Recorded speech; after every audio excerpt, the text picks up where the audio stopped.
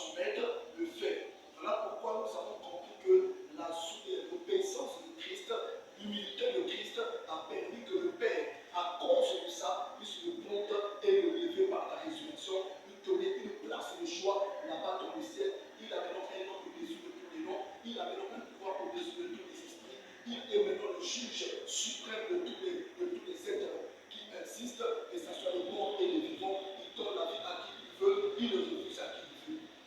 Nous avons compris donc, c'est lui qui avait régi le cœur de Dieu, parce que le Fils sage fait la joie de son Père. Et donc à cause de cela, il avait accompli cette œuvre. Et comme le Père était tellement dans la joie, il a récompensé. Après avoir le récompensé, il a donné. Donc la gloire qu'il a aujourd'hui, il est devenu le Seigneur de notre vie, le maître de nos âmes, qui est censé nous conduire dans le chemin de la terre vers le ciel.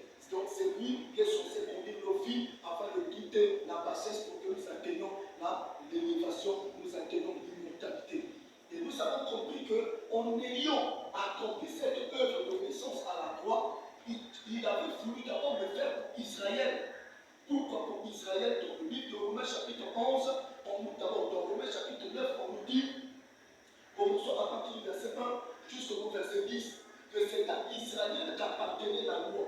C'est à Israël qu'appartenaient les promesses de Dieu. C'est à Israël qu'appartenait aussi le privilège de voir Jésus, qui est le Fils de Dieu, naître dans un corps de chair. Mais l'apôtre Paul dit ceci dans le livre de Romains chapitre 9, que moi je préfère être maudit à la place de mes frères israélites selon la chair. Parce que c'est à eux qu'appartenait la loi, c'est à eux qu'appartenaient les promesses, c'est à eux qu'appartenait le culte, c'est à eux qu'appartenaient les patriarches. Est-ce qu'ils sont ensemble? Non, on n'a pas encore compris. L'apôtre Paul, comprenons que Israël était un peuple qui avait obtenu une faveur de la part de Dieu, un privilège de la part de Dieu, plus que les autres peuples sur la terre. Imagine un peu Dieu dans son plan a voulu que Jésus ne puisse, Jésus qui est son fils, ne naisse pas au Congo. Qu'il ne naisse pas au Congo dans un corps de chair et porter la nationalité congolaise. Mais il est né en Israël. Pourquoi en Israël? On nous a cité pourquoi Jésus devait naître en Israël. Est-ce que nous sommes ensemble? On nous a cité ça. Dans le livre de Romains chapitre 9, notre bien-aimé,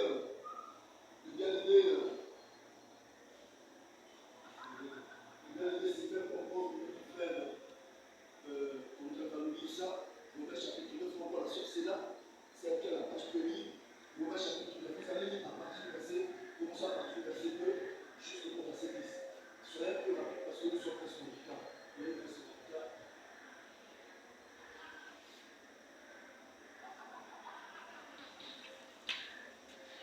Je dis la parole de Dieu. J'éprouve une grande tristesse. J'ai dans le cœur un chagrin continuel, car je voudrais moi-même être anathème et séparé du Christ pour mes frères, mes parents selon la chair, qui sont israélites, à qui appartiennent l'adoption et la gloire, les alliances et la loi et le culte.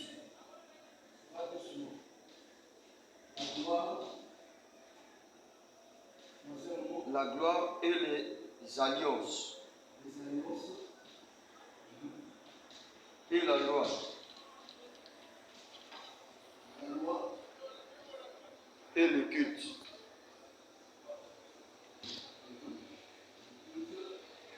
Et les promesses et le patriarche.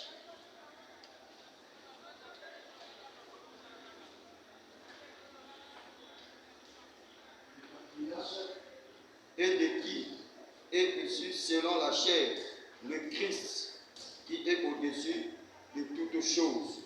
Dieu béni éternellement. Amen. Le patriarche de lui,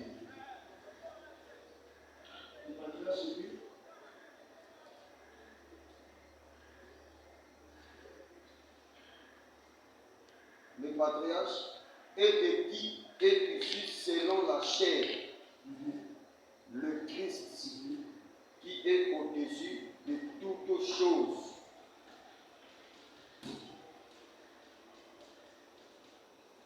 Dieu béni éternellement.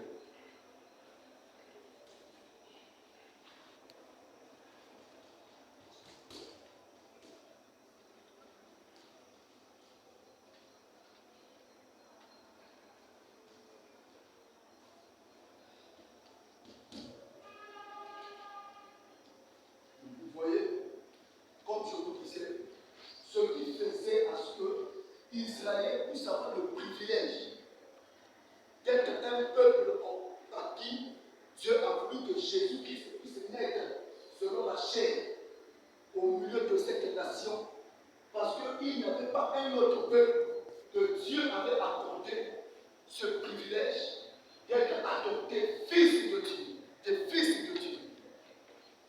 Et il n'y avait pas un autre peuple que Dieu avait attaché la gloire à eux et avait promis de faire rentrer dans la gloire. Deuxième point. Et troisième point, il n'y avait pas un autre peuple en qui Dieu avait fait des alliances, c'est-à-dire avec le grand-père Abraham, Isaac, Jacob, et ce qu'il a fait avec le peuple qu'il a sorti d'Israël, plutôt de l'Égypte, en Horeb, par la loi. Donc vous voyez qu'il y a encore la loi. Donc il n'y avait pas un autre peuple sur la terre que Dieu avait donné la loi, sauf à Adam que Dieu avait donné la loi comme parole éternelle. Mais auprès d'Israël, là-bas dans le désert, Dieu leur a donné la loi détaillée, qu'on appelle aussi la loi promulguée. Donc il a détaillé la loi, et la loi qu'il nous a détaillée a sorti l'enseignement, la leçon en trois dimensions. Il y a le côté moral, il y a le côté des cérémonies et il y a le côté civil. Pour montrer qu'ils étaient un peuple qui devait avoir un moral, un comportement différent des autres peuples, un peuple qui devait connaître comment faire des cérémonies pour attirer la présence de Dieu et pour qu'il vienne leur faire du bien. Et un peuple qui devait connaître comment faut-il avoir des bonnes relations entre eux, de façon à ne pas briser aucune seule des règles établies pour permettre que leur vie soit exposée. Donc vous voyez que la loi, il nous a donné. Et après, il nous a appris, le seul peuple que Dieu a appris comment prier, comment être en contact avec lui, c'est Israël. Et il est arrivé encore, c'est à eux qu'appartenaient les patriarches. C'est-à-dire seuls eux qui avaient des grands-pères qui avaient connu Dieu et qui ont marché avec Dieu, qui ont plu à Dieu, et Dieu a traité vraiment leur grand-père comme étant ses amis. Parmi les grands-pères, nous avons Abraham. Abraham, c'est le grand-père d'Israël. Est-ce que nous sommes ensemble? Autant que leur patriarche, le patriarche c'est qui?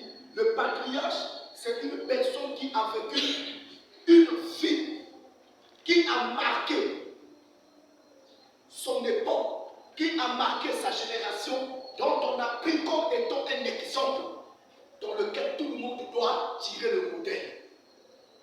Voilà pourquoi nous voyons Abraham, étant donné que Dieu a traité avec lui, il a obéi à Dieu, il a suivi ce que Dieu lui a dit. À la fin, Dieu ne l'a plus appelé seulement un simple homme, mais il appela Abraham son ami. Est-ce que nous sommes?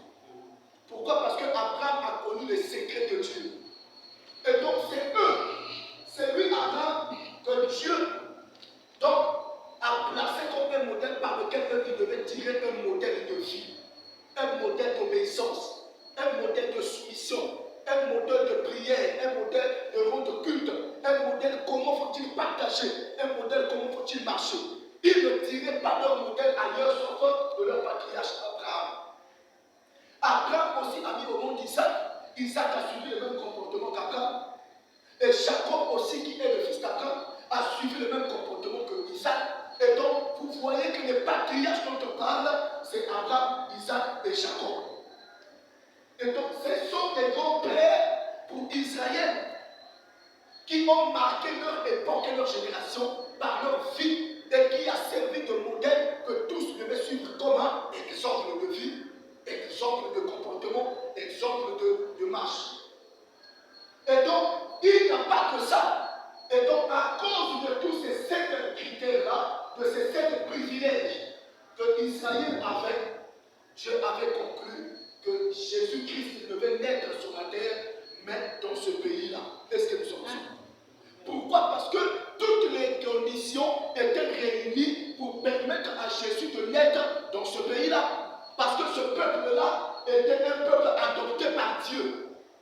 Dans le livre de Exode, dans Exode, je crois, chapitre 4, Dieu est apparu à Moïse, il a dit, va dire auprès de Pharaon de laisser Israël, mon fils unique, et plutôt mon fils aîné, mon premier fils, mon fils, venir me servir. Est-ce que nous sommes ça? Va dire à Pharaon de laisser mon fils venir me servir ici dans le désert. Dieu montre qu'Israël était son fils. Or, nous savons que la vie du Père, quand on appelle un fils, on doit retrouver la vie du Père en lui. Mais Israël était un peuple rebelle, un peuple qui vivait en Égypte, qui n'avait pas au-dedans de le caractère de Dieu, qui avait au-dedans de le caractère des esclaves. Mais comment Dieu peut-il appeler Israël mon fils premier-né? Pourquoi? Il y a quel rapport de comportement entre Dieu et Israël? Or, Dieu les avait appelés son fils parce qu'il s'est souvenu de l'alliance qu'il avait traitée avec leur patriarche Abraham. Est-ce que nous sommes ensemble? Parce que Abraham était le premier homme à traiter avec Dieu de façon vraiment particulière. À cause de cela, Dieu s'est souvenu de ça. Et il s'est dit, ce peuple-là, en réalité, je les adopte comme mon enfant. Je les adopte comme mon fils aîné. Et vous savez, quand vous avez un fils à la maison et qu'on le soumet à la tristesse et aux travaux forcés, on le soumet à la chicotte, on le soumet à la pression. Toi, le père, si tu te lèves, tu feras quoi? Tu te lèveras pour défendre ton fils. Si on l'a enfermé en prison, tu te lèveras pour aller le sortir.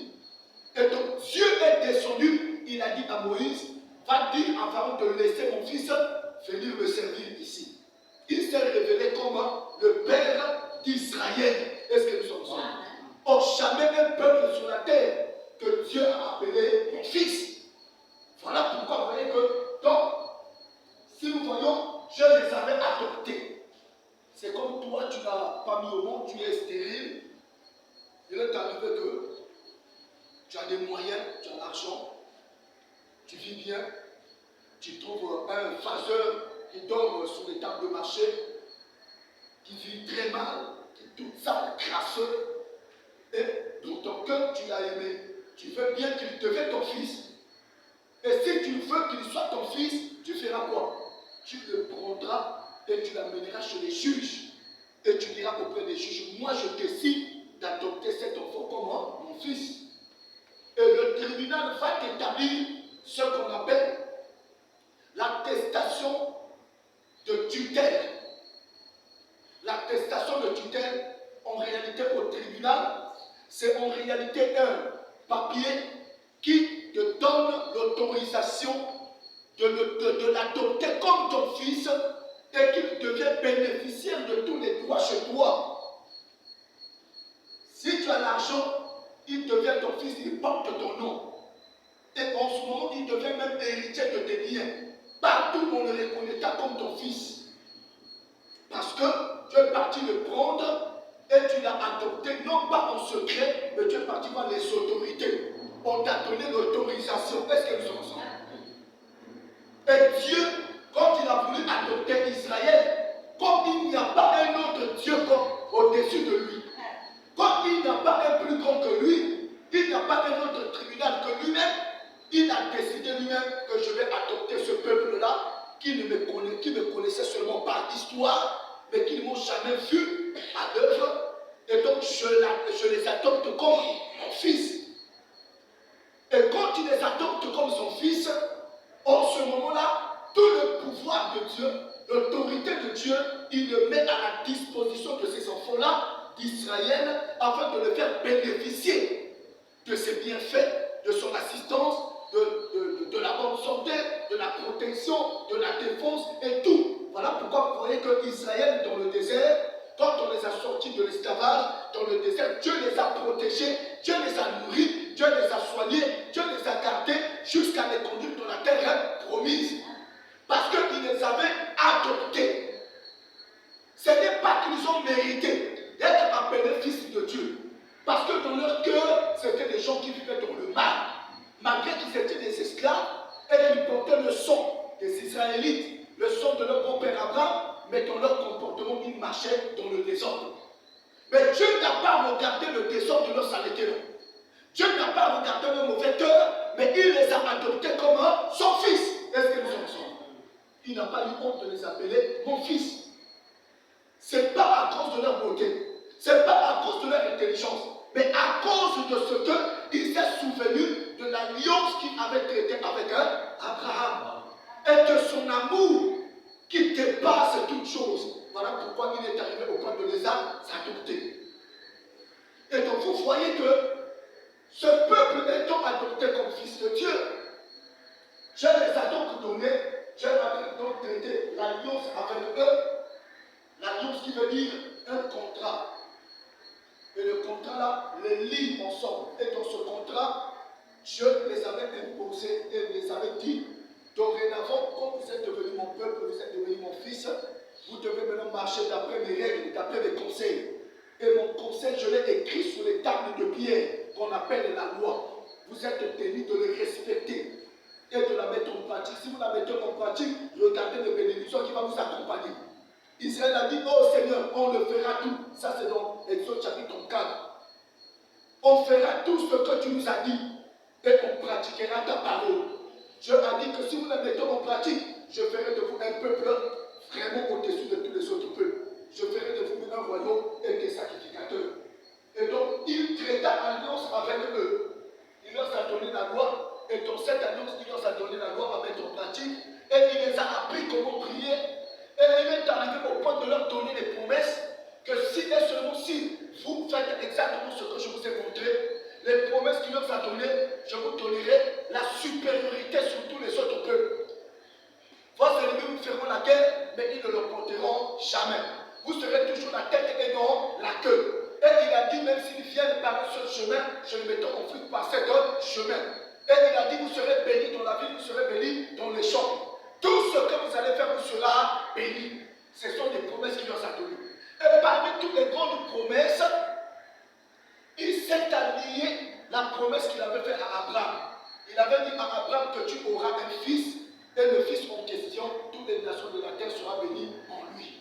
Les gens croyaient que la promesse que Dieu avait donnée à Abraham concernait seulement Isaac. Et quand Isaac est né, Abraham a compris que le vrai fils que Dieu l'avait promis, ce n'était pas Isaac. Parce que Isaac n'a pas contribué à la bénédiction de tous les hommes sur la terre. Or, le vrai fils que Dieu avait promis à Abraham, c'était Christ. D'après le livre de Galates chapitre 3. Que Dieu avait fait la promesse à Abraham d'avoir un fils. Et le fils en question, ce n'était pas Isaac, mais il s'agissait de Christ. Parce que c'est par Jésus-Christ que toutes les nations de la terre devaient être bénies. Est-ce que nous sommes ensemble? Quand toute la terre devait être bénie par Jésus-Christ, quelle est donc cette bénédiction-là? C'est là où nous voyons, il était question que Dieu permet donc à Israël de pouvoir obtenir le privilège de voir Jésus-Christ naître dans leur pays. Quant à la chair, il a bénéficié de la nationalité juive quant à la chair. Mais quant à l'esprit, il possédait la nature de Dieu et il était Dieu incarné. Est-ce que nous sommes ensemble? Vous savez que Dieu n'a pas de nationalité. Dieu n'a pas de pays préféré. Mais quand il a permis que Jésus naisse en Israël, c'était pour accomplir les promesses qu'il avait faites auprès des patriarches, c'est-à-dire à Abraham, à Isaac et à Jacob. Est-ce que nous sommes ensemble? Dans le livre, je crois, de Genèse chapitre 14, Dieu avait promis auprès d'Abraham que tu auras des fils qui seront comme les étoiles du ciel et comme le sable qui sont sur le Et Abraham s'attendait que Dieu lui donne deux qualités de postérité, c'est-à-dire deux qualités de descendance. Une descendance qui sera comme le sable de la terre et une descendance qui sera comme les étoiles du ciel. Or, nous savons que le sable, c'est là où on a tiré le corps de la chair de l'homme. Est-ce que nous sommes ensemble? On a formé l'homme de la terre. Donc, ça parle tout simplement qu'il devait avoir un enfant qui devait naître de la chair. Et quand on parle des étoiles du ciel, ça veut dire qu'il devait avoir un enfant qui devait quitter le ciel. Est-ce que nous sommes ensemble? Or, celui qui est né contre la chair, c'est Isaac que Sarah a mis au monde. Ça, c'est le premier fils. Le deuxième fils qui était comparé aux étoiles du ciel, c'était Christ. Voilà pourquoi Christ est descendu du ciel. Et le jour qu'il est né, l'étoile a brillé dans le ciel. Pour confirmer que voilà, le véritable descendant d'Abraham est né. Est-ce que nous sommes ensemble? Et par lui, d'autres étoiles devaient apparaître. Et donc, si lui, le premier fils qui est venu du ciel, est comparé à une grande étoile, ça veut dire que tous les fils que Dieu avait élus aussi devaient être comme des étoiles. Est-ce que nous sommes ensemble? Donc, Jésus-Christ est né en Israël afin de pouvoir accomplir toutes les promesses qui avaient été faites auprès des patriarches et à ce peuple d'Israël. Voilà pourquoi vous voyez que ce peuple avait ce grand privilège-là. Et quand Jésus est né là, le jour de sa naissance, dans Luc chapitre 2, si vous pouvez lire ça, on nous dit qu'il y a eu des anges qui sont apparus auprès des bergers qui étaient là en train de garder leurs moutons pendant la nuit.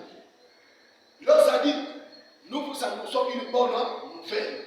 Dans la maison de David, aujourd'hui vous êtes né le Christ qui est le Seigneur. Et ils ont commencé à chanter. Gloire à Dieu dans le lieu très haut et paix sur la terre parmi les hommes que Dieu va accepter. Est-ce que nous sommes ensemble? Gloire à Dieu dans le lieu très haut et paix sur la terre parmi les hommes que Dieu a agréés, parmi les hommes que Dieu va accepter. Or, nous savons que les gens que Dieu devait accepter, c'est ceux-là qui devaient croire en Jésus-Christ. Est-ce que nous sommes ensemble? Voilà pourquoi vous voyez que quand Jésus-Christ est né, le jour de sa naissance, il y a eu une création d'un grand mouvement. Le premier mouvement, c'est quoi? Le roi Hérode qui était sur son trône, en train de gouverner, a eu peur. Il a vu l'étoile en train de briller, mais il ne comprenait rien. Il y a eu des mages qui sont revenus de loin, qui sont venus lui donner l'interprétation et l'explication de cette étoile. Lui a dit, toutes les étoiles brillent dans le ciel. Mais l'étoile là qui brille, ça annonce la naissance d'un roi. Et le roi d'Israël. Pendant que lui, il était le roi, mais il y a eu la naissance d'un autre roi. Et le roi qui naît là, c'est un roi qui est accompagné par un signe mystique. Est-ce que nous sommes ensemble? Ça a fait peur. Il dit, ah, mais quel est ce roi-là qui naît? Et puis il y a d'abord une étoile qui s'annonce. Et l'étoile en question est en train de briller différemment des autres étoiles. Ça veut dire que c'est lui est venu prendre mon poste. Comme moi, le jour que je suis né, il n'y a même pas eu un oiseau qui a chanté. Est-ce que nous sommes ensemble? Le jour qu'Hérode est né, il n'y a même pas eu un coq qui avait chanté. Il n'y a même pas le mouton qui avait bêlé. Il n'y a même pas le chien qui avait aboyé. Il n'y avait même pas ni courant de l'eau. Il n'y avait aucun bruit. Donc il s'est dit, ah, si je demande à ma maman le jour que j'étais né, est-ce qu'il y a eu même un oiseau qui avait chanté? Si je demande à mon père, est-ce que le jour que j'étais né, il y avait même un chien qui avait aboyé? Il s'est rendu compte que la personne qui vient de naître là était plus grande. Parce que le ciel a rendu témoignage de sa naissance. Et les gens de loin sont venus lui annoncer que le roi des Juifs est né. Ça a suscité au-dedans de lui la jalousie et la révolte. Il dit, ah non, non, non, celui-là est venu prendre mon poste. Est-ce que nous sommes ensemble?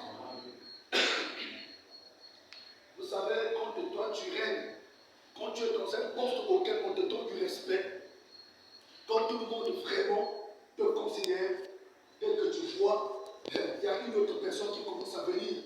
On y a dit, mais c'est qui va poster. C'est-à-dire, la carte qui vous est à la nuit, tu peux passer les cartes. Est-ce que nous sommes ensemble? Nous sommes tous les gars, parce que qui est là. Dès que tout le monde est sur ma cour, partout, dès que tu es là, il y a un humain. Bah, on y a un monde, respect à moi, c'est quoi? Ça veut dire que il n'y a pas. Hérode a poursuivi cette gloire-là. Il a dit non, allez-y d'abord l'adorer et vous me ramenez les nouvelles de là où il se retrouve. Pendant qu'il ne connaissait pas là où se retrouvait l'enfant. moi aussi j'irai à mon tour l'adorer. Les mages sont partis adorer l'enfant. À la suite, ils sont revenus. Ils ont voulu suivre la même foi pour rebâtir du compte auprès d'Hérode. Mais pendant qu'ils ont dormi, la nuit, l'ange de Dieu leur a dit: ne repartez pas par le même chemin que vous êtes venus. Il faut rebâtir dans cet autre chemin parce que la personne là n'a pas dans son cœur des bonnes intentions. Est-ce que nous sommes ensemble? Ce qu'il vous a dit, allez-y adorer et venez me donner des nouvelles. Moi aussi j'irai l'adorer. C'est juste des raisonnements. Mais dans son cœur, il cache sa vraie intention. Son intention, c'est de tuer cet enfant. Les mages se sont levés, ils ont changé de chemin. Il a attendu le premier jour. Le deuxième jour, il ne revenait pas. Il y a vraiment Dieu qui va le copier, plan de vie. Il faut que je puisse aller. Il a décrété pour toute la vie. Il faut tuer tous les enfants qui sont nés, surtout les garçons. Et on a pris Jésus, on l'a amené en Égypte. Est-ce que nous sommes ici? Vous voyez, la chose qui fait que Hérode s'élève afin de vouloir tuer l'enfant, c'est parce qu'il a compris que le véritable roi c'était Jésus. Et lui, il était passé au pouvoir, ce n'était pas par la vraie foi. Est-ce que nous sommes ensemble? En Israël, pour être roi, il fallait que tu naisses de la famille de Juda. Parce que la bénédiction prophétique dans le livre de Genèse chapitre 47, par Jacob disait: c'est toi, Judas, qui possède le bâton du commandement et le sceptre de la royauté. Ne s'éloignera pas de tes pieds jusqu'à ce que le Shiloh apparaîtra pour que tout le peuple lui obéisse. Donc, pour naître et devenir roi en Israël, il fallait que tu sortes de la famille de Judas. Mais Hérode n'était pas né de la famille de Judas. C'était quelqu'un qu'on avait établi roi comme par des efforts de trahison. Il a été un infiltré dans le pouvoir d'Israël. Il a favorisé les Romains de venir entrer et de tuer les gens pour que lui passe au pouvoir. Et le roi de Romains, qu'on appelait César, c'est lui qui avait envoyé, c'est son foyer là-bas, et qui ont traité avec Hérode. Et Hérode en question avait fréquenté avec un des enfants hiérarchiques de César. Et donc, à cause de leur camaraderie, à cause de leur amitié, il est arrivé qu'il a fallu qu'on puisse trouver, on le trouve maintenant comme un pion, afin de pouvoir représenter les Romains là-bas, de représenter César là-bas. Et on l'a pris et on l'a établi en tant que roi. Il n'était même pas de la famille royale. Il n'était même pas de la famille de la promesse. Il n'était même pas élu pour être roi. Est-ce que nous sommes ensemble? Voilà pourquoi vous voyez une personne quand il n'est pas prévu pour le règne. Il n'est pas prévu pour commander. Il n'est pas prévu pour diriger. S'il passe par des voies qui ne sont pas justes, la personne là sera méchante. Est-ce que nous sommes ensemble? Oui. Voilà pourquoi même à Kentuna, en réalité, Zamkel Iba di Kweka Iba. Timen qui m'a dit c'est. Est-ce que nous sommes ensemble? Parce qu'elle craint que ce qu'elle a fait, qu'on puisse retourner ça. De même aussi, Hérode, comme il n'était pas passé au pouvoir par des voies normales, il avait crainte de perdre son poste. Celui qui l'avait établi là-bas, c'était César. Et donc, pour être récompensé, c'est-à-dire pour être reconnaissant envers César, il avait pris une fille des Juifs, il a donné le nom de César. Jusqu'à présent, le nom en question réside. Une fille qui s'appelle Césarée de Philippe. Césarée, ça vient du mot César. Donc il y a une fille qui avait donné le nom de César, qu'on appelle Césarée de Philippe. Pour montrer sa soumission, son obéissance à César. Comme il n'était pas passé par des voies normales au pouvoir, il a fallu qu'il utilise toutes les manières afin d'être reconnaissant envers César. Or, lui, s'il était né de la famille des rois, il ne devait pas se soumettre, il ne devait pas faire des bêtises là jusqu'au point de donner toute une vie d'Israël. Une ville que Dieu a choisie, un peuple que Dieu a choisi, et vous prenez une ville, vous donnez le nom d'un sanguinaire. Ça ne marche pas. César, à cette époque-là, c'est comme nous sommes en train de voir les États-Unis aujourd'hui, qui aiment gagner presque le monde entier et gouverner. Même là où ils ne sont pas vraiment capables de pouvoir régner, ils prennent une personne qui se soumet à eux, ils mettent là, comme ce qu'ils avaient fait limoger tout le monde, ils ont établi un gouvernement à eux, avec un président qui se soumet à eux. Ce sont des méthodes de César, de Rome, qu'ils avaient adoptées, afin de prouver qu'ils étaient la plus grande puissance. Lui aussi, César, à cette époque-là, il était celui qui gouvernait la terre. Parce qu'il y a eu 4 grandes puissances qui ont commandé le monde. Je vous le dirai un jour, mais seulement je vais m'arrêter pour dire que la dernière puissance pour commander le monde, c'est Rome, commandée par César. Et quand Jésus est apparu, lorsqu'il est né, c'est donc Rome qui s'est levée afin de vouloir détruire Jésus-Christ. Parce que le pouvoir du roi qui était là n'était pas légitime, n'était pas reconnu par Dieu. Voilà pourquoi il n'est pas bon de passer par les voies des fenêtres. Est-ce que nous sommes ensemble? Si Dieu ne te donne pas quelque chose, ne force pas. Ne passe pas par les voies des fétiches, la voie du mensonge, la voie de trahison, la voie d'exposition, la voie qui n'est pas bien pour accéder à un poste. Est-ce que nous sommes ensemble? Même à l'église, il n'est pas bon. Si Dieu t'a établi, ça veut dire qu'il t'avait choisi pour ce poste-là. Mais si tu n'as pas choisi pour ça, il ne faut pas forcer. Si tu veux utiliser toutes les manières, il faut te dire que Dieu finira par te confondre. Est-ce que nous sommes ensemble? Oui. Même à la maison. Si le grand frère est là et que Dieu a voulu que tu sois ton grand frère, respecte-le. Ne cherche pas de fois ces moyens pour prendre son droit de laisse. Si tu cherches à le prendre par tes méthodes qui ne sont pas justes, par tes réflexions, tu finiras par te confondre. Est-ce que nous sommes ensemble? Oui. Les méthodes employées pour passer à quelque chose, ça peut être le mari de ta soeur, le mari de ta maman, et ça peut être la femme de ton père, la femme de ton oncle, la femme de ton grand frère, et tout. Il n'est pas bon que tu puisses utiliser des manières pour les séduire. Est-ce que nous sommes ensemble? Il n'est pas bon que tu utilises les voies des mensonges afin d'aller chercher à prendre quelque chose qui ne t'appartient pas. Peu importe la manière que ça brille, peu importe la manière que ça scintille, peu importe la manière que ça présente vraiment. Mais si ça ne t'appartient pas, ça ne t'appartient pas. Aujourd'hui, nous voyons, il y a plusieurs femmes qui souffrent de masse. Il y a plusieurs hommes qui jettent de masse. À cause de quoi? Quelque chose qui ne t'appartient pas, tu veux aller forcer à prendre. Est-ce que nous sommes ensemble? Le mari de Touy, tu utilises toutes les manières pour pouvoir sortir avec lui. Mais la femme qui vit avec, est-ce que tu sais où est-ce qu'ils ont quitté?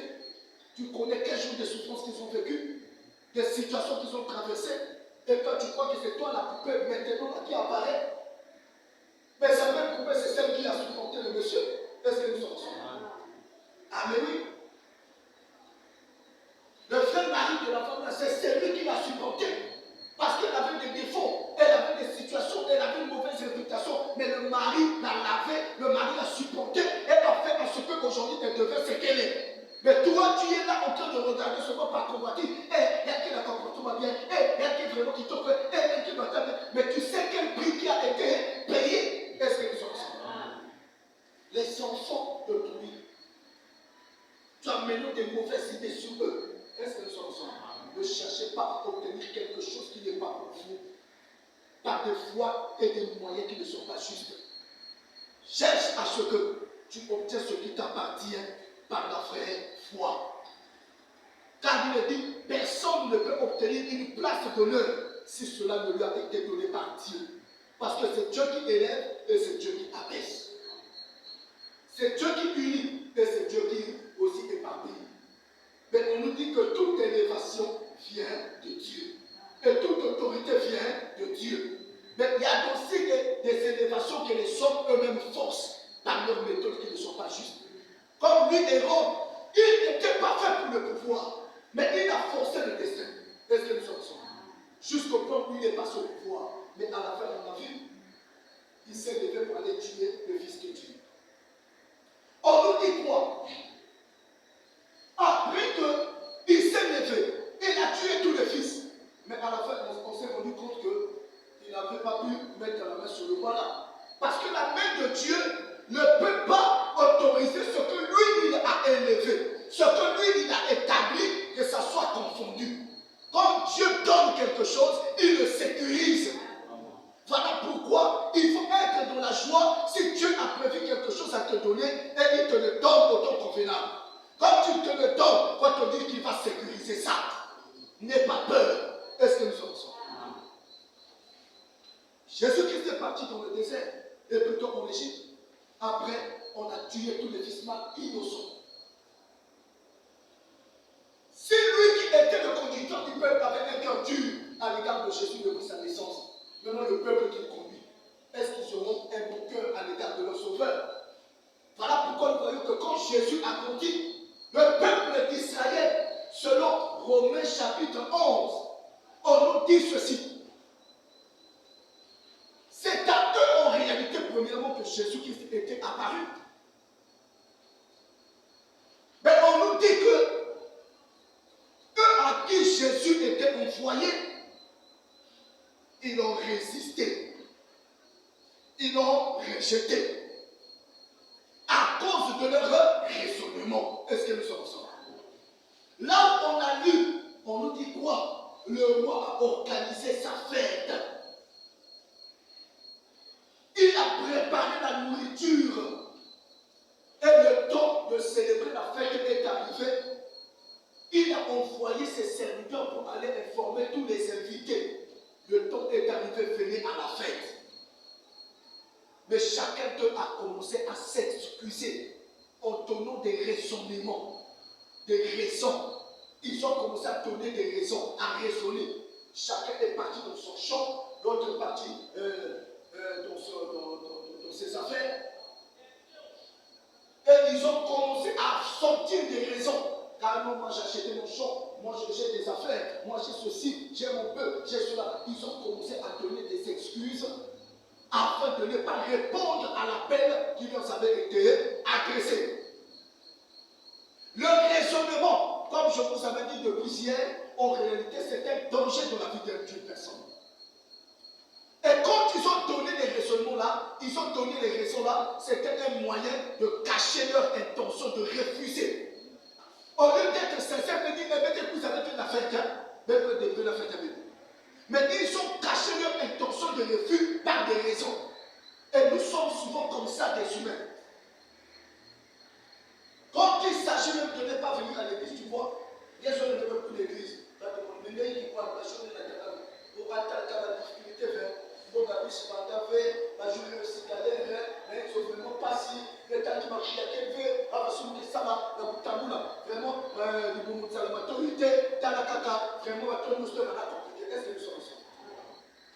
Les raisonnements que tu donnes, les raisons que tu donnes, c'est juste pour cacher ton intention pour dire que nous on a sur la nouvelle église.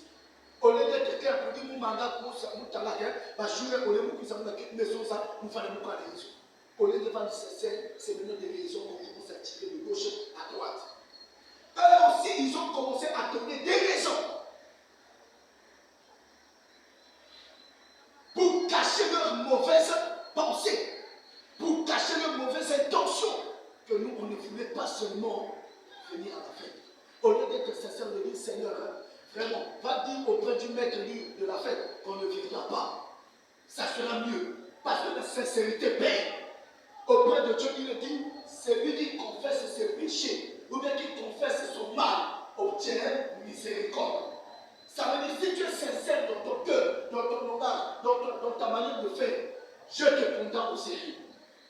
Mais si tu aimes toujours cacher tes mauvaises intentions, en ne couvrant pas plusieurs raisons, qu'est-ce qui va arriver? Dieu ne te prendra plus au sérieux. Est-ce que nous sommes ensemble? Voilà pourquoi nous voyons ce peuple-là, ils se sont excusés. Mais leur excuse n'était pas dite directement. Ils ont commencé à cacher leur excuse par des raisonnements.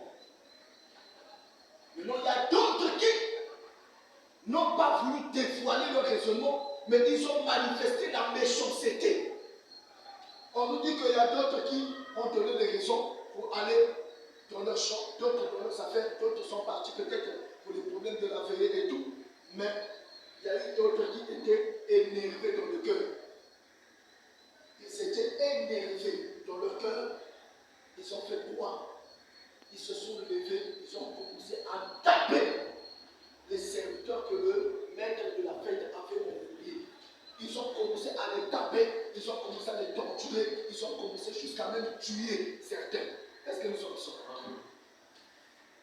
C'est pour dire que quand une personne est pleine de raisonnements, le diable peut l'utiliser afin de donner d'avoir le méchanceté. Est-ce que nous sommes ensemble? Parce que le rôle de raisonnement, c'est quoi? C'est de cacher notre véritable nature, cacher nos véritables intentions, cacher nos véritables mauvaises pensées. Quand tu caches tes mauvaises pensées, tu résonnes pour ce moment-là au diable. Parce que le diable, lui, il ne te dira pas que je vais pour te tuer. Il viendra comme ton ami, quelqu'un qui aime ton bien. Il te dira, oh, mais c'est comme ce qu'il avait fait pour Ève. Je savais que si toi, tu manges le fruit de l'arbre de la connaissance du mal, tu seras comme lui. Ayant la connaissance du mal. Il montre à Ève la place d'être comme Dieu. Mais il cacha son intention de le faire chuter. Il a caché sa vraie pensée de le faire chuter, de le pousser à désobéir à Dieu pour que Dieu le frappe. Sa vraie intention était de pousser Adam et Ève de désobéir à Dieu pour que Dieu les frappe. Mais il leur a montré la place d'être comme Dieu, la place d'élévation. Que Dieu savait que si vous mangez, vous serez comme lui, ayant la connaissance du bien et du mal. Voilà pourquoi il vous interdit ça. Ça énerve Ève. Quel est ce Dieu-là qui est plein de mensonges? Comment il nous cache une telle vérité? Que nous aussi, on peut être comme lui, ayant toute la connaissance du bien et du mal. Ah non, ce que tu nous as dit là, c'est vraiment de faire ces formations. C'est même ça qui est capable de nous donner l'intelligence. Oh, mais tu étais où depuis ce temps-là? Vous savez, ça a été toujours comme ça. Quand une personne t'amène de mauvaises nouvelles, et que si c'est le diable qui l'anime, ça paraît toujours être beau à écouter. Voilà pourquoi vous voyez que les raisonnements étaient danger pour la vie de quelqu'un. C'est là où nous ne sommes pas appelés à raisonner la parole. Parce que la parole, c'est la pensée de Dieu. La parole, c'est le conseil de Dieu. La parole, c'est la lumière de Dieu. La parole nous amène la vie de Dieu. La parole nous amène la transformation. Et nous n'avons pas le droit de raisonner. Parce que si on raisonne, nous rendons la parole de Dieu inefficace dans notre vie. Est-ce que nous sommes ensemble? C'est ce qui s'est fait dans Israël. On nous montre que parmi ceux qu'on avait envoyé le message d'être appelés à la fête, ils ont donné des raisons. Et il y a d'autres qui étaient vraiment plus méchants. Ils avaient caché leur intention de méchanceté. Ils ont commencé donc à taper les hommes de Dieu qui avaient été envoyés jusqu'au point de les tuer. Ça veut dire ceci, que parmi ceux qui écoutaient la parole qui leur avait été adressée, parmi ceux-là qui écoutaient la parole qui leur avait été adressée, il y avait ceux qui étaient basés sur les raisonnements, et les raisonnements les avaient aveuglés spirituellement afin de connaître quelle était l'importance de leur présence là-bas à la fête. Les raisonnements les a poussés à regarder seulement que le roi n'avait seulement nous voir là-bas, le roi n'avait seulement les honneurs de son fils, le roi n'avait seulement la joie de son fils, et ils s'en foutent de nous, on va là-bas, on mange et puis on boit. Qu'est-ce qu'on va trouver? Ils ont raisonné. Les serviteurs qui ont raisonné là, ça représente tout le peuple d'Israël. Qui ont raisonné vis-à-vis de Jésus. Qui ont raisonné même quand Jésus est mort. C'est eux qui ont raisonné à l'égard de Jésus-Christ. C'est eux qui ont contribué à la mort de Jésus. Et quand même les serviteurs de Jésus-Christ, qui sont les apôtres, sont arrivés à nous apporter l'évangile, ils ont raisonné aussi contre les apôtres. Et ils ont commencé même à les taper. On nous dit qu'il y a eu d'autres qui ont tapé les serviteurs qui ont été envoyés et ils ont tué certains. Et ça s'est passé aussi dans le livre des Actes des Apôtres. Ceux qui ont commencé à apporter la parole de Jésus-Christ parmi les gens là-bas en Israël que Dieu considérait comme son peuple, mais seulement ils ont commencé à taper les serviteurs de Dieu. Actes chapitre 5, prenez le temps de lire ça à la maison. Vous allez voir, on avait arrêté Pierre et Jean. Et on les avait mis en prison. À la fin, on les a tapés, on les a chicotés, jusqu'au point de leur faire terminer de parler du nom de Jésus-Christ. Il y a eu certains qu'on a mis à mort.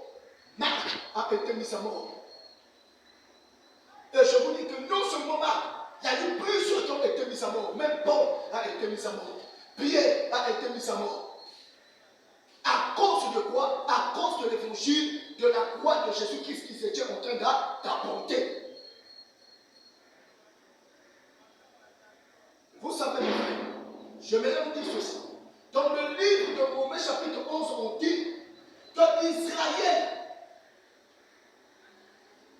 en écoutant la parole de Dieu et en n'ayant pas le cœur pour l'obéir, en n'étant pas motivés pour la recevoir, ils ont été aveuglés par leur propre raisonnement.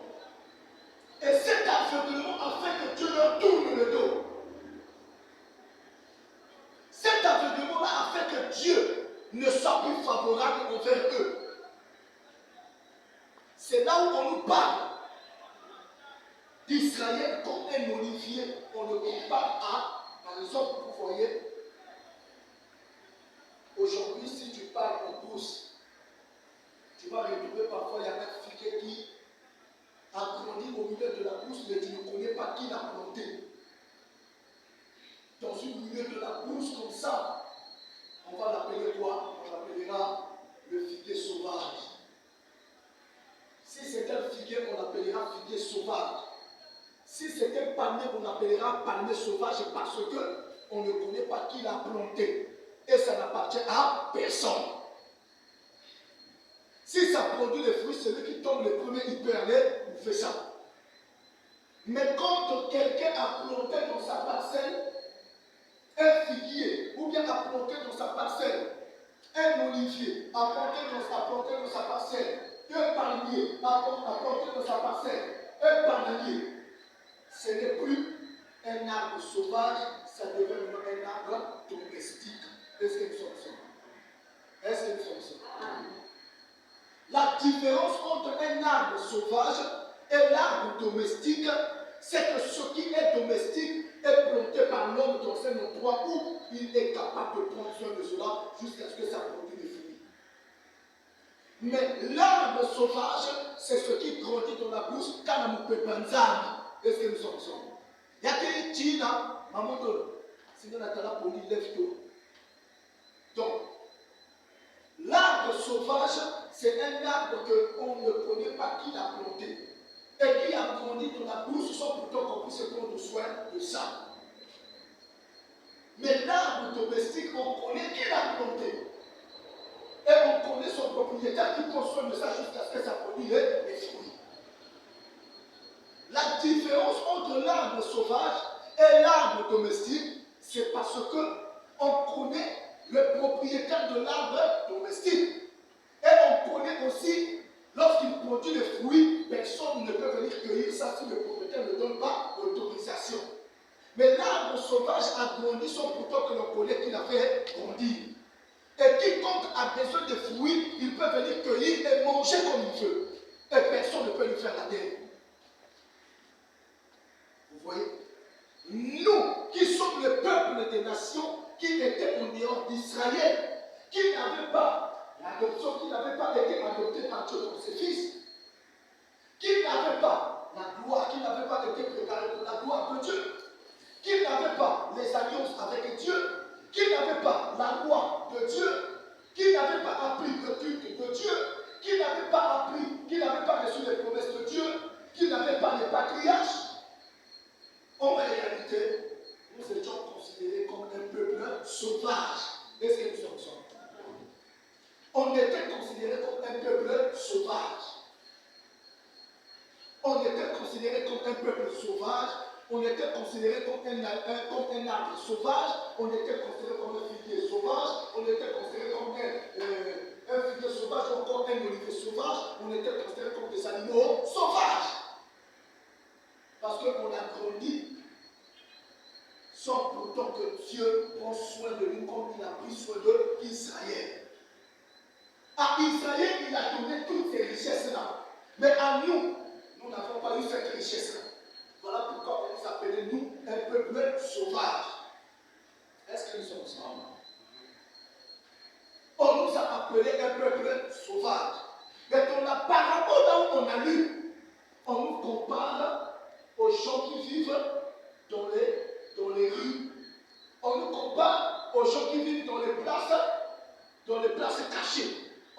pas aux gens qui vivent dans les pistes.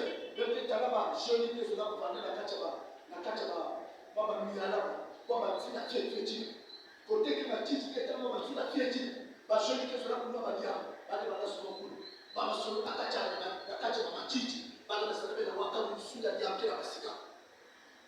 Si on vous dit que est-ce qu'il y a un papa qui vient d'éduquer, on les appelle des voyous, on les appelle des bandits. Donc devant Dieu, nous qui étions privés de tout ça là comme Israël, on était considérés comme des diameurs. On était considérés comme des arbres sauvages, on était considérés comme des animaux sauvages. Ce qui faisait la différence entre nous et Israël, Israël était considéré comme un peuple domestique. Parce que Dieu les a pris de l'Égypte et les a nettoyés, les a taillés, les a donné la loi, les a donné le culte, les a donné les promesses, les a donné les patriarches. Et tout ce que Dieu donne là, c'est pour les nettoyer, c'est pour les embellir, c'est pour les rendre propres spirituellement, afin qu'ils aient un bon comportement et une bonne vie. Mais par contre, nous, on était privés de ces soins-là. Quand on était privés de ça, on était considérés comme des hommes animaux. On était considérés comme des hommes sauvages. On était considérés comme des arbres sauvages. C'est là où dans Romains chapitre 11, on dit, on nous compare comme l'olivier sauvage. L'olivier sauvage qui était dans la pousse, qui ne méritait pas avoir les soins du propriétaire de l'olivier domestique.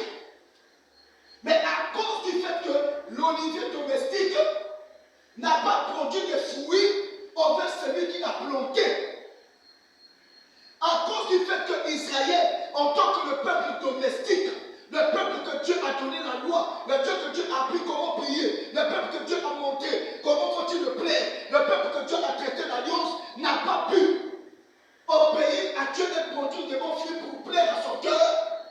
Dieu a tourné le dos à Israël. Est-ce que nous sommes ensemble? Il a tourné le dos à Israël et il a maintenant fait voir sa face vers toi et moi. C'est là où on lui dit ceci. Si Dieu n'a pas épargné son propre peuple, qu'il a choisi, il les a écartés à cause de leur raisonnement, à cause de l'endurcissement de leur cœur vis-à-vis de la parole qui leur a été adressée. Parce que la parole qui leur était adressée par les envoyés de Dieu, c'est ça l'appel de Dieu à la fête. Mais comme ils ont refusé, ils ont résisté, ils ont rejeté cela au profit de leur raisonnement, Dieu était obligé de leur tourner le dos et de pouvoir aller vers le peuple qui était sauvage. Voilà pourquoi le roi avait dit auprès des serviteurs, allez-y dans les rues, allez-y dans les avenues, dans les coins même des haies là-bas. Amenez à moi les hommes mauvais. Est-ce que nous sommes ensemble? Amen. Quand on parle des hommes mauvais, c'est toi et moi. On était sauvages parce qu'on a grandi d'après les coutumes et la tradition de nos parents. On a grandi d'après les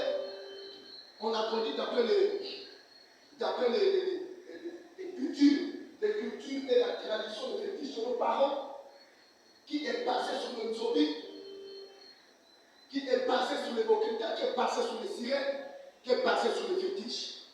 On a grandi dans ça. Et Dieu, quand il nous voyait, il trouvait qu'on était sauvages. On n'avait aucune culture, on n'avait aucune lumière qui venait de lui. Il n'y avait rien en nous qui pouvait attirer Dieu. Mais à cause du fait que son propre peuple a résisté à son appel, a résisté à la parole qui nous a adressée, Dieu a tourné le regard vers toi et nous. Est-ce que nous sommes ensemble?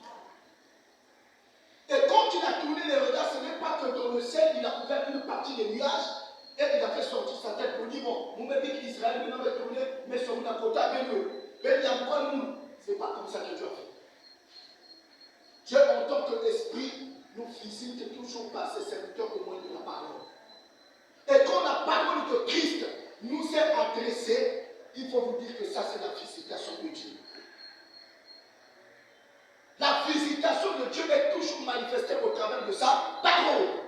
C'est là où il est dit que quiconque croit à la parole la vie de Dieu lui sera donnée. Et quelle est cette parole? C'est la parole de la croix que Jésus-Christ a accomplie. L'œuvre qu'il a accomplie pour nous pardonner, pour nous réconcilier, pour nous expier, pour nous transformer, pour nous délivrer. Est-ce que nous sommes ici? Quand nous croyons à cela, en ce moment-là, ça veut dire que la face de Dieu nous est favorable. Quand Dieu tourne la face vers toi, il faut te dire que tu as trouvé grâce devant ses yeux. Mais quand Dieu te donne le dos, ça veut dire que tu es maintenant un peuple qui va croiser le jugement, la torture, les problèmes, le tourment, les malchances, tout ce qui est mauvais va être avec toi. Israël, parce que Dieu les a tournés le dos, aujourd'hui, ils n'ont jamais connu de paix. Ils n'ont jamais connu de paix. Ils sont là-bas. Toute façon, vous suivez à la télé, dans la petite formule, vous allez voir combien de fois Israël, toute fois les attentats, toute fois on est va nous piéger les bombes, toute fois vous allez voir là-bas on a tué quelqu'un par le couteau, oh là-bas il y a toujours des bombes qui s'est éclatées. Nous ici, là, nous sommes en train de mener la vie chrétienne dans la paix. Mais eux là-bas, ils n'ont jamais connu de paix. Vous savez pourquoi? La différence, parce que toi et moi, lorsqu'on a écouté la parole de Dieu, qui est l'appel qui nous a adressé au travers de la prédication, on n'a pas endurci notre cœur. Nous sommes venus à lui. Et le premier jour qu'on a écouté la parole de Dieu, on était même surpris. Dans notre cœur, on se disait, on est en retard. Que les autres sont déjà partis loin. Est-ce que Jésus va venir? Et moi, je veux moi aussi partir. Ou bien moi, vraiment, je ne vais pas partir. Quand on a cru à la parole de Dieu, on a cru qu'on est venu en retard. On a cru en retard et certainement les autres sont déjà avancés. Les autres, certainement, Dieu va leur faire du bien et nous autres là, Dieu ne se tournera plus vers nous. Mais au fur et à mesure que nous sommes en train d'écouter la parole, vous voyez qu'on veut maintenant s'habituer avec Dieu. Or, Dieu, on ne s'habitue pas avec lui. Est-ce que nous sommes ça? Quand un peuple veut s'habituer avec Dieu, ça veut dire que tu le prends maintenant, tu le prends comme ton enfant. Tu le prends comme ton garçon de course. Tu le prends maintenant comme ton pneu de secours. Vous savez, un pneu de secours, on utilise chez les chauffeurs quand ton pneu normal ne marche plus. Quand ça ne marche plus, tu vas maintenant vers le pneu de secours, venir t'aider afin de continuer ton parcours. Mais aussi longtemps que tu n'as pas un problème, le pneu là reste là-bas dans le coffre, personne ne le voit. Et tu n'as pas besoin de ça. Il y a d'autres personnes qui considèrent Dieu comme un pneu de secours. C'est-à-dire, quand il a des problèmes, l'avenir il vient, l'homme de Dieu, priez pour moi. L'homme de Dieu, vraiment, c'est un problème. L'homme de Dieu, vraiment, l'homme de Dieu, vraiment. Mais quand il n'a pas assez de problèmes, ni Dieu, ni les hommes de Dieu n'ont pas de la valeur à ses yeux. Est-ce que nous sommes ensemble? Ça veut dire que tu t'es habitué avec Dieu. Parce que le matin, il te donne la respiration, tu crois que tous les jours c'est la même chose. Vous savez, nous dormons tous les jours, on se réveille, mais il y aura un jour que tu dormiras, tu te réveilleras. Est-ce que nous sommes ensemble? Nous marchons, nous sortons de nos maisons, nous rentrons, mais il y aura un jour que tu es sorti, tu ne reviendras pas. Il y a des gens comme toi et moi qui ont vécu sur cette même terre, qui ont respiré le même fond, qui ont bu la même eau, qui ont mangé la même nourriture que toi, qui ont marché comme toi, qui ont brillé comme toi, qui ont été beaux, belles comme toi. Mais quand ils sont sortis de leur maison, dans l'espoir de revenir le soir, mais ils ne sont jamais revenus chez eux. Mais ils sont revenus dans le cercueil. Est-ce que nous sommes ensemble? Est-ce que nous sommes ensemble? Il y a d'autres personnes qui croyaient que je suis appelé à dormir et me réveiller. Sans oublier, dans leur tête, ils avaient oublié que la respiration, il y a un propriétaire. Et quand ils ont dormi, ils ne sont jamais réveillés.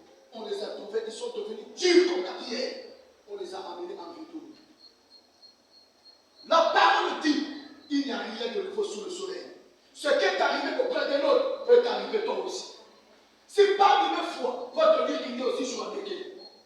Parce qu'ils sont ça que, si il a foi pigeon, il y a un tchakou pour cet affaire, parce qu'il y a aussi des cliniques. Tout va aussi des prisons.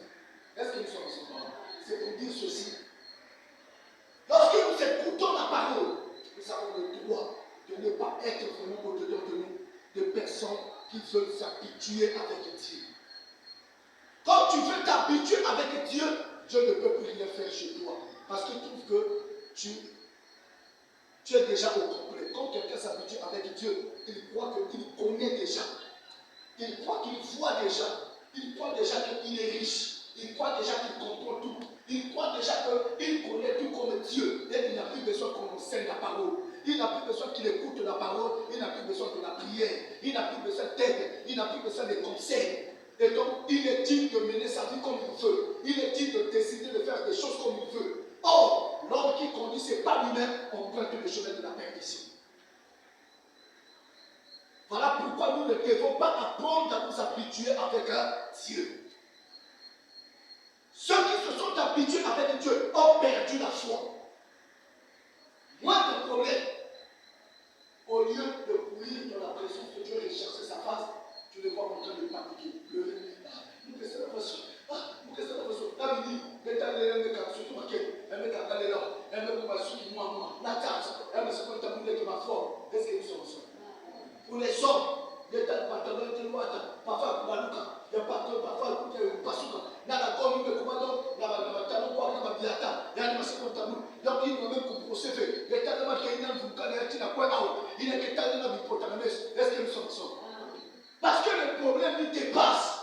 Il a oublié où est-ce qu'il faut aller rechercher la face de Dieu. Il s'est tellement habitué que lorsque le problème le surprend, il ne sait plus comment faut-il commencer. Par où commencer? Il ne sait plus. Parce qu'il croit que Dieu est son ami, Dieu est son grand-père, Dieu est peut-être son camarade. Or, Dieu n'a jamais été notre camarade. Est-ce que nous sommes ensemble? On doit apprendre que Dieu n'est pas notre camarade ni notre pilier de secours, qu'il est utile pour nous quand nous sommes dans les difficultés, quand nous sommes dans les problèmes. Même quand tout va bien, il est toujours utile pour nous. Voilà pourquoi la Bible dit que tout ce qui respire doit glorifier le Seigneur. Quand tu manges, Dieu est bon. Mais quand tu ne manges pas, Dieu n'est pas bon. Non, ce n'est pas comme ça. Il faut s'habituer avec Dieu de ce qu'il est. C'est-à-dire, quand il te fait du bien, il est Dieu. Même quand tout va mal, tu cours à lui et tu l'obéis. Est-ce que nous sommes ensemble? Aujourd'hui, on s'est tellement habitué avec Dieu qu'on ne voit plus sa main agir. Parce que chaque personne a établi au-dedans de lui les calculs que moi je connais comment Dieu agit. Et sur ce coin de l'église, je veux vraiment, on a un problème au coin de l'église, même poser quand on va vous ça, ça, il mène. Or, vous n'oubliez que Dieu a besoin de voir ta reconnaissance tous les jours. Il a besoin d'écouter ta voix de matin quand tu te réveilles, afin de lui reconnaître de la prière. Seigneur, si ce n'est pas toi, je n'allais pas vivre. Il a besoin d'écouter ta voix, très tôt le matin. Mais toi, très tôt le matin, c'est là où tu ronfles. Les voisins savent qu'il y a un dîner. Vraiment, tu es pour quelqu'un dans 8 heures. Et puis, si nous me aussi, même pour ça, nous sommes ça, pour ça, nous sommes pour ça. Il y a des fois, qui vient de tout l'à côté.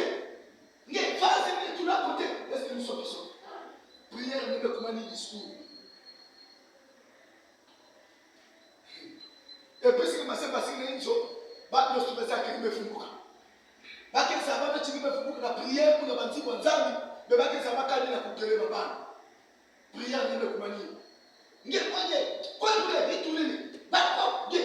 Les deux puissants de la puissance du Dieu, il y a un matamouanier, Ndoki, tout ça là. Ah, il y a des fous. Ça veut dire que c'est ça la prière. Nous devons apprendre une chose. Dieu a besoin de notre reconnaissance le matin, il a besoin de notre reconnaissance à midi, il a besoin de notre reconnaissance le soir. Car une personne qui n'est pas reconnaissante, c'est un ingrat. Et quand on est ingrat, Dieu ne peut plus continuer à te faire du bien. Voilà pourquoi nous voyons aujourd'hui, Dieu peut permettre que les gens te partagent. Il y a des gens qui t'aident, mais demain après demain, les voies se ferment. Tu n'as plus d'aide, tu n'as plus d'assistance, tu n'as plus vraiment l'attention des gens et tu es devenu comme un paillasson. On dit à ma maison salaté, les gens comprennent ça, ils n'ont pas compris, mais c'est toi, est-ce que nous sommes ensemble? Dieu ne change pas, mais c'est nous qui changeons. Parce qu'on veut s'habituer avec lui. Nous ne nous habituons pas avec Dieu. Pour ce soir, je mérite que vous puissiez comprendre. Si Israël est arrivé au point où Dieu les a tourné le dos, parce qu'ils se sont habitués avec lui. Jésus-Christ a vécu parmi eux longtemps que le royaume du Père. Mais ils l'ont considéré comme le fils de Marie. Ils l'ont considéré comme le fils de charpentier. Ils l'ont considéré comme un jeune homme de rien du tout. Et pourtant, c'était Dieu qui était venu pour les sauver. Comment est-ce que Dieu peut-il agir dans la vie de quelqu'un si tu ne considères pas Dieu dans sa valeur? Comment Dieu peut-il intervenir dans ta vie si tu ne le mets pas à sa place? Il faut qu'on apprenne à le mettre à notre place. Il mérite d'avoir la première place dans notre cœur. Il mérite d'avoir la première place dans nos âmes. Vous savez, quand tu aimes quelqu'un, tu ne peux pas passer même le fils que tu lui demi-journée sans que tu le vois. Même si tu ne le vois pas, mais tu cherches à écouter sa voix. De même aussi Dieu, si tu l'aimes réellement et tu le considères comme ton Dieu, tu ne vas pas passer 2 jours sans pourtant écouter sa parole. Tu ne vas pas supporter de passer 2 jours sans pourtant participer dans la prière pour être en relation avec lui. Tu ne peux pas supporter. Voilà pourquoi nous voyons aujourd'hui, la main de Dieu n'agit plus. La main de Dieu ne travaille plus. Parce que nous ne sommes plus reconnaissants envers lui. Même nous aussi. Jamais que